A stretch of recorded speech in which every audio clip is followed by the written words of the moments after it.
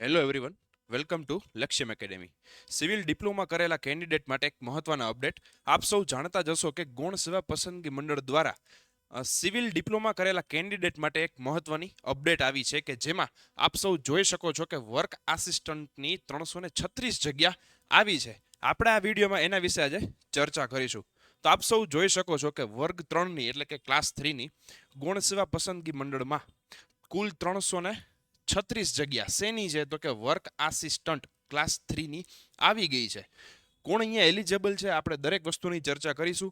Plus આપણે એ અત્યારે જોઈ લઈએ કે ભાઈ અહીંયા તમે ફોર્મ ભરવા માટે તારીખ કઈ આપેલી છે. તો આપ સૌ જોઈ શકો છો કે 16/1/2026 બપોરે 2 વાગ્યાથી 30/1/2026 સુધીનો અહીંયા સમયગાળો આપેલો છે. મતલબ કે જો તમે ડિપ્લોમા સિવિલ કરેલું છે અથવા તો D2D છો તો એવા કેન્ડિડેટ માટે જો અહીંયા તમારે વર્ક આસિસ્ટન્ટનું ફોર્મ ભરવું છે 336 જગ્યા માટે, બહુ મોટી જગ્યા છે, સરપ્રાઇઝિંગલી અચાનક આવી ગઈ છે, બરાબર. તો ઓપોર્ચ્યુનિટી મિસ ન કરતા અને અહીંયા જે કાંઈ બી સમયગાળો આપેલો છે 16/1/2026 થી 30/1/2026 સુધીમાં ફોર્મ વહેલી તકે ભાઈ ફિલ કરી દેજો. ઠીક છે.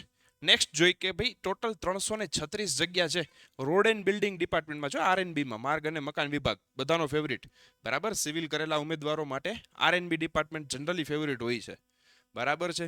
તો જુઓ ટોટલ 336 જગ્યા RNBમાં આવી છે. દરેક કચેરીઓ વાઇઝ એટલે કે દરેક સર્કલમાં કેટલી કેટલી જગ્યાઓ છે અહીંયા તમને દર્શાવેલી છે, નોટિફિકેશનમાં આપેલી છે. તમે જોઈ શકો છો અલગ અલગ સર્કલમાં ટોટલ જગ્યાઓ અહીંયા અલગ અલગ આપેલી છે, બરાબર. સિટી વાઇઝ બી લખેલું છે. આવી જ રીતે તમે જોઈ શકો છો છેલ્લે ટોટલ 336 જગ્યા વર્ક આસિસ્ટન્ટ ક્લાસ 3ની આવી છે. બીજી વસ્તુની ચર્ચા કરી કે ભાઈ અહીંયા વય મર્યાદા કેટલી છે. તો આપણે જોઈ શકો છો કે ભાઈ 30/1/2026 રોજ ઉમેદવારની ઉંમર 18 વર્ષથી ઓછી નહીં અને 33 વર્ષથી વધુ ન હોવી જોઈએ. ઠીક છે, આ વસ્તુનું એક ખાસ ધ્યાન રાખજો.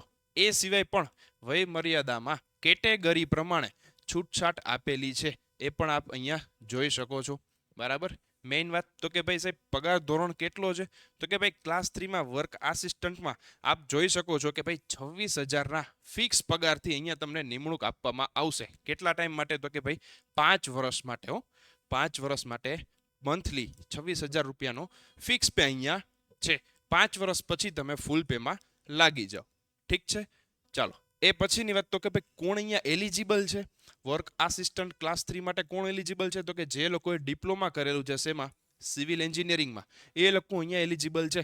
જનરલી તમને ક્વેશ્ચન થતું હોય કે ભાઈ આપણે સાહેબ D2D કરેલું છે તો એલિજિબલ છીએ તો કે હા, તમે જો આઈધર ખાલી ડિપ્લોમા કરેલું હોય અથવા તો તમે D2D સિવિલ છો, બરાબર, તો અહીંયા તમે એલિજિબલ છો. જો તમે ડિપ્લોમા જ નથી કર્યું, 11-12 સાયન્સ કર્યા પછી ડાયરેક્ટ રેગ્યુલરમાં ટૂંકમાં BE કરેલું છે તો અહીંયા તમે એલિજિબલ ન થાવ, રાઈટ. એ સિવાય તમે જોઈ શકો છો કે અલગ અલગ વેરિયસ બ્રાન્ચ આપેલી છે કે diploma in civil and rural engineering છે, સિવિલ ડ્રાફ્ટમેન છે, diploma in civil engineering, civil engineering planning, એવી રીતે ઘણી બધી બીજી પણ એન્જિનિયરિંગની બ્રાન્ચમાં જો તમે ડિપ્લોમા કરેલું છે તો એ ડિપ્લોમા સિવિલને સમકક્ષ માત્ર રહેશે. અહીંયા નીચે આપેલી જ બ્રાન્ચ બધી, ઠીક છે.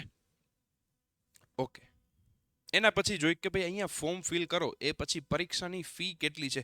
તો ભાઈ ઓપન કેટેગરી માટે 500 રૂપિયા ફી છે અને અનામત વર્ગ માટે 400 રૂપિયાની ફી છે. આ ફી પણ કેવી છે તો કે રિફંડેબલ છે. તમે એક્ઝામ આપી દેશો તો ને તો જ તમને જે કંઈ બી અહીંયા ફી આપેલી છે એ રિફંડ થશે. જો આપણે એક્ઝામ દેવા નથી ગયા તો પછી એ રિફંડ નહીં થાય. ઠીક છે. ચાલો, ફી માટેની છેલ્લી તારીખ આપી છે 2 ફેબ્રુઆરી 2026. ઠીક છે. આ સમયગાળો ખાસ ધ્યાનમાં રાખજો. ઓકે. નેક્સ્ટ જોઈ લઈએ તો કે પરીક્ષાની પદ્ધતિ કઈ પ્રમાણે છે. આપ સૌ જાણતા જશો કે હમણાં ગૌણ સેવા પસંદગી મંડળમાં એક નવું અપડેટ આવ્યું હતું પાર્ટ A અને પાર્ટ B માટે. શું હતું તો કે અત્યાર સુધી પાર્ટ A 60 માર્કનું આવતું હતું મેથ્સ અને રીઝનિંગ. પાર્ટ બીમાં શું આવતું હતું જનરલ સ્ટડી અને ટેકનિકલ વિષયો. એની જગ્યાએ અહીંયા જો શું કરેલું છે, પાર્ટ એમાં મેથ્સ રીઝનિંગ તો છે જ 30-30 માર્કમાં. આની પહેલાની જે પદ્ધતિ હતી પાર્ટ બીમાં શું હતું તો કે ભાઈ કરંટ અફેર, બંધારણ, ગુજરાતી અને ઇંગ્લિશ કોમ્પ્રિહેન્શન. તો એને અહીંયા શું કરી દીધું છે, પાર્ટ એમાં લઈ લીધું છે. જોઈ શકો છો 30 માર્કનું. એટલે અહીંયા નવી પદ્ધતિ પ્રમાણે પાર્ટ એમાં 90 માર્કનું પેપર થઈ જશે. એવી જ રીતે પાર્ટ બી માત્ર ને માત્ર તમારું ટેકનિકલ રહેશે 120 માર્કનું, એટલે ટોટલ તમારા 210 માર્કનું થયું પેપર.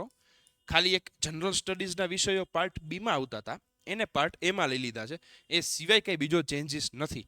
એટલે આ વસ્તુ કાંઈ અઘરી સહેલી એવી રીતે અહીંયા કાંઈ જજમેન્ટ આપણે કરવું નહીં, જેમ હતું એમ જ છે, ખાલી પાર્ટ બીમાંથી પાર્ટ એમાં લઈ લીધું છે. ઠીક છે, ચાલો. સમયગાળો કેટલો છે એક્ઝામનો? તો કે ભાઈ 3 કલાકનો રહેશે, અને નેગેટિવ માર્કિંગ પણ છે કેટલું? તો કે ભાઈ 1/4 નું. ઠીક છે, ચાલો. પસંદગી યાદી કઈ રીતે કરવામાં આવશે? તો કે ભાઈ મેરિટ પ્રમાણે તમારા જેટલા બી માર્ક થતા હોય એ પ્રમાણે એક્ઝામ પછી 2 ગણા ઉમેદવારોને ડોક્યુમેન્ટ વેરિફિકેશન માટે બોલાવવામાં આવશે, અને એમાંથી મેરિટ પ્રમાણેનું સિલેક્શન થશે ટોપના 336 જેટલા ઉમેદવારોનું. રાઈટ, તો અહીંયા તમે જોઈ શકો છો લક્ષ્યમ એકેડેમી તમારા માટે એક રેકોર્ડેડ બેચ લઈને આવી છે, એક સ્માર્ટ રેકોર્ડેડ કોર્સ લઈને આવ્યું છે કે જેની ફી 3,999 રૂપિયા છે. વર્ક આસિસ્ટન્ટ માટે, જે લોકો વર્ક આસિસ્ટન્ટની તૈયારી કરે છે, ડિપ્લોમા સિવિલ વાળા, અથવા કોઈ તમે AA ની તૈયારી કરો છો, ઠીક છે, આ બેચ, આ સ્માર્ટ બેચ એના માટે પણ તમને કામમાં લાગશે જ. 3,999 રૂપિયામાં આ બેચની અંદર વર્ક આસિસ્ટન્ટ કયો કે AA કયો, ક્લાસ 3 લેવલે જેટલા બી વિષયો આવે છે દરેક વિષય અહીંયા કવર અપ કરેલા છે. રાઈટ, તો તમારે જો આ બેચમાં જોડાવવું હોય તો તમે અહીંયા લક્ષ્યમ એકેડેમીનો કોન્ટેક્ટ કરી શકો છો. ઠીક છે, વધુ માહિતી માટે તમે લક્ષ્યમ એકેડેમીનો કોન્ટેક્ટ કરો. અને જો આ પરીક્ષાની તૈયારી કરો છો, ડિપ્લોમા સિવિલ કરેલું છે, તો આ તક મિસ ન કરતા, બીજી વાર નહીં આવે. સરખી તૈયારી કરજો. વધુ જાણકારી માટે લક્ષ્યમ એકેડેમીનો કોન્ટેક્ટ કરો. આવી જ રીતે મળીશું નવા વિડીયો લેક્ચરમાં. ત્યાં સુધી મને રજા આપો. જય હિન્દ, જય ભારત.